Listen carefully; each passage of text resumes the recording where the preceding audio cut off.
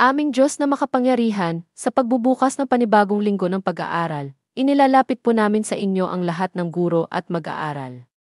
Salamat po sa panibagong pagkakataon upang matuto, magturo, at lumago sa kaalaman at karunungan. Pagpalain niyo po ang bawat guro, bigyan niyo sila ng lakas, pasensya, at kasipagan.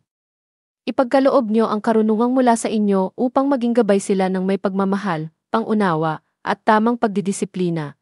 Iingatan niyo rin po ang bawat estudyante. Buksan niyo ang kanilang isipan upang maunawaan ang kanilang mga aralin, at palakasin ang loob nila sa bawat hamon. Ilayo niyo sila sa tukso, ingay ng mundo, at anumang kapahamakan sa loob at labas ng paaralan. Tulungan niyo silang lahat na maging masigasig, disiplinado, at magpakita ng respeto sa isa't isa. Naway ang bawat araw sa paaralan ay maging pagkakataon para makilala nila kayo ng higit pa sa gitna ng kanilang pag-aaral. Kayo pong aming Diyos ang maging sentro ng linggong ito.